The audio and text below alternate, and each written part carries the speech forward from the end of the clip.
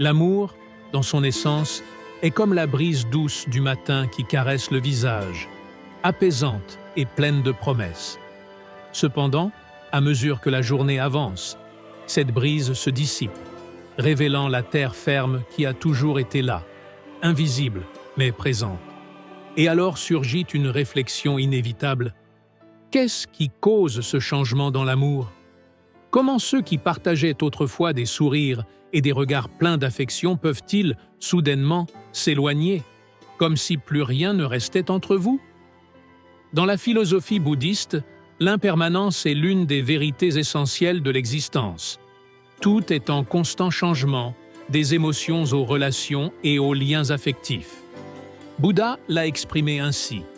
Tout comme un fleuve ne s'attache jamais aux rives qu'il traverse, le cœur se déplace d'un état émotionnel à un autre. Lorsque quelqu'un cesse de t'aimer, il ne le fait pas avec de grandes annonces, mais par deux actions profondes et silencieuses qui marquent la fin de ce qui a été. Pour mieux comprendre ce processus, je t'invite à plonger dans une histoire, une parabole sur l'amour, la perte et la sagesse de savoir lâcher prise. Mais avant de continuer, assure-toi de t'abonner à la chaîne Écho du Bouddha pour ne pas manquer les prochaines vidéos sur le développement personnel et spirituel. Maintenant, commençons. L'histoire des feuilles qui tombent.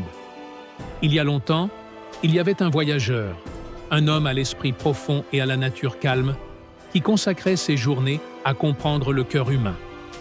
Il avait expérimenté l'amour, ressenti sa chaleur et cru en sa permanence. Cependant, un jour, la personne qu'il aimait, celle qui avait autrefois pris sa main avec douceur, commença à changer. Au début, ces changements étaient imperceptibles, comme la première feuille qui tombe avant l'arrivée complète de l'automne. Mais avec le temps, les changements devinrent impossibles à ignorer. Les mots se faisaient rares, les regards devenaient fugaces, et l'air entre eux se chargeait de silence et de vérités non exprimées. Cherchant des réponses, le voyageur décida de rendre visite à un vieux moine qui vivait au sommet des montagnes. Cet homme, dont la présence était sereine et tranquille, semblait refléter le calme d'un fleuve profond, plein de secrets invisibles. « Maître, dit le voyageur, je crains que l'amour m'échappe. La personne qui marchait autrefois à mes côtés s'éloigne maintenant, indifférente. Dois-je la suivre ou dois-je la laisser partir? Qu'ai-je fait de mal ?» Le vieux moine ferma les yeux un moment, réfléchit en silence, puis répondit « Lorsque l'amour s'estompe, il ne se dissout pas comme la fumée dans le vent. Il s'éloigne progressivement, comme la marée qui retire l'eau, laissant découvrir le rivage qui a toujours été là. Il y a deux choses que les gens font lorsqu'ils perdent leur amour pour toi. Observe attentivement et tu les comprendras. Ils retirent leur présence. Dans un petit jardin, un arbre haut se dressait, étendant ses branches pour offrir de l'ombre. Un oiseau se reposait dessus, chantant joyeusement. « Tu vois cet oiseau ?» demanda le moine. Le voyageur acquiesça. « Maintenant, observe, » dit le moine en bougeant doucement la main. L'oiseau, remarquant l'interruption, prit son envol. « L'amour, » expliqua le moine, « est comme cet oiseau. Quand il se sent en paix, il reste, chante et fait son nid dans ta présence. Mais quand il ne l'est plus, il s'éloigne. Au début, de manière imperceptible. Il ne s'assiera plus près de toi. Son rire sera moins libre. Ses mots cesseront de couler comme une rivière et tomberont en silence comme les dernières gouttes d'une jarre vide. C'est le premier signe. Quand quelqu'un cesse de t'aimer, il retire sa présence, bien que son corps demeure près de toi. Le voyageur fronça les sourcils. Mais pourquoi? La sagesse de l'impermanence. Le voyage au monastère et les enseignements du moine continuèrent à accompagner le voyageur longtemps après qu'il s'en soit éloigné.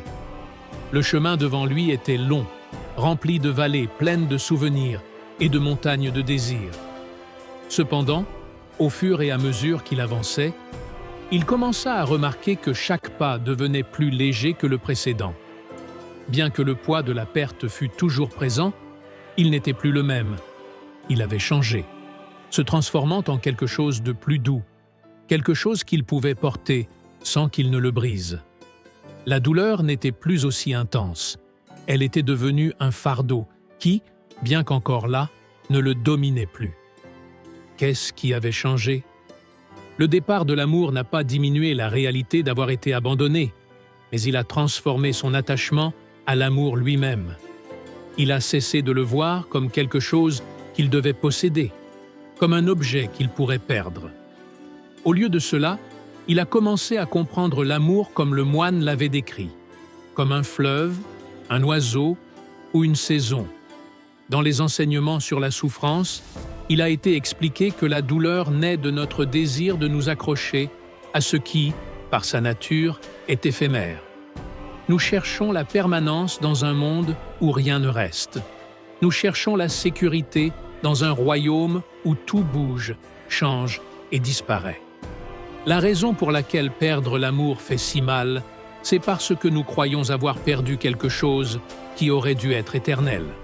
Cependant, la vérité est que l'amour n'a jamais été à nous pour que nous puissions le perdre. Voici les 2 signes du départ. Comprendre les 2 signes. Le retrait de l'amour, le fait de devenir une personne différente, ne sont ni des actes de cruauté, ni des trahisons. Ce sont simplement le développement naturel de l'impermanence dans les relations. Lorsque l'amour s'estompe, le premier signe est que les gens s'éloignent. Ils ne se rapprochent plus. Leur rire n'est plus partagé de la même manière. Cette absence fait mal, mais dans cette douleur réside une sagesse. Elle nous enseigne que l'amour n'est pas seulement des mots ou des promesses, c'est de l'action, de la présence, de l'énergie. L'amour ne peut exister là où la présence est absente. Si quelqu'un ne souhaite plus partager sa présence avec toi, c'est parce que son cœur est déjà parti. Mais ce retrait est aussi un cadeau. C'est l'univers qui te dit de le laisser partir. C'est un signe que l'amour ne peut être forcé, ni supplié, ni exigé. Si quelqu'un ne t'offre plus sa présence, ne le poursuis pas. Au lieu de cela, tourne ton regard vers toi-même. Assieds-toi avec ta douleur. Ne fuis pas. Observe-la, comprends-la. Et en faisant cela, tu commenceras à guérir. Le 2e signe est encore plus douloureux, car il n'y a pas seulement de la distance, mais une transformation. La personne qui t'aimait autrefois, qui comprenait ton cœur, semble maintenant étrangère. Elle rit pour des choses différentes, parle d'un ton différent, marche sur un chemin qui ne t'inclut plus. Pourquoi cela arrive-t-il? Parce que l'amour nous transforme. Lorsque 2 personnes s'aiment, elles partagent des expériences, des pensées et des émotions qui façonnent qui elles sont. Mais lorsque l'amour s'estompe, elles commencent à se transformer à nouveau, cette fois éloignées l'une de l'autre. Ce changement n'est pas un acte de malveillance, c'est simplement la nature en action. Tout comme une chenille ne reste pas chenille pour toujours, les gens ne restent pas dans les mêmes états émotionnels pour toujours. Ils évoluent, parfois ensemble, parfois séparément. Lorsque tu verras ce changement, ne le résiste pas. N'essaie pas de leur rappeler qui ils étaient. Cette personne n'existe plus. À la place, incline la tête devant celle qu'ils sont devenus et laisse-les suivre leur propre chemin. L'un des plus grands défis de l'amour est d'accepter cette transformation. Comment laisser partir sans amertume? L'impermanence de l'amour consiste à apprendre à lâcher prise sans colère, sans rancune, sans s'accrocher à l'amertume.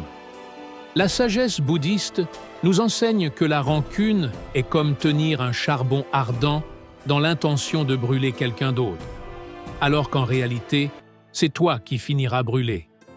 Alors, comment libérer l'amour lorsqu'il ne souhaite plus rester? On honore ce qui a été. Au lieu de te concentrer sur la douleur de la perte, souviens-toi de la beauté de ce qui a existé et remercie pour les moments d'amour, car ils étaient réels. Ne poursuis pas l'oiseau. Si quelqu'un a retiré son amour, laisse-le partir. Le poursuivre ne fera qu'augmenter ta souffrance. Libère l'attachement, pas l'amour. L'amour ne doit pas être lié à la possession. Tu peux continuer à aimer quelqu'un et, en même temps, le laisser partir. Aimer ne signifie pas s'accrocher. Cela signifie lui souhaiter du bonheur, même si ce bonheur est sans toi. Tourne-toi vers toi-même. Souvent, lorsque nous souffrons de la perte de l'amour, nous croyons avoir perdu une partie de nous-mêmes, mais ce n'est qu'une illusion. Tu es toujours entier.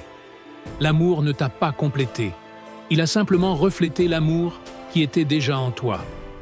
À la fin de ce voyage, tu comprendras que le véritable amour commence avec toi. La dernière vérité. Le voyageur arriva à un grand fleuve et s'arrêta au bord de la rive, observant l'eau s'écouler sans fin.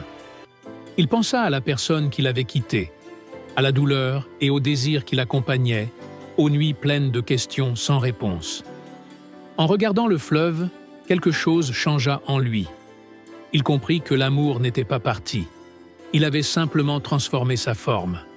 L'amour qu'il avait connu devint quelque chose de différent, une leçon, un souvenir, une partie de sa propre évolution.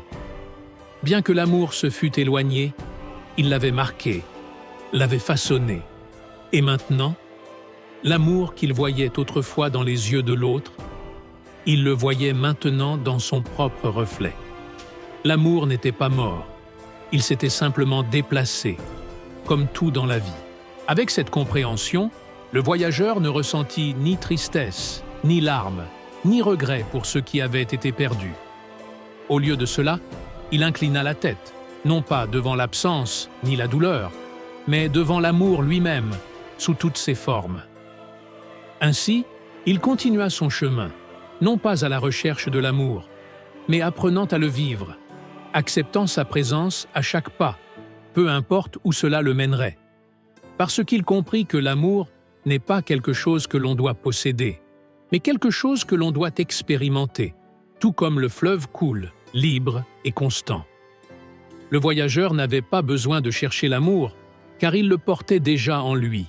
Et avec cette paix, il avança, sans rien attendre, vivant simplement le présent.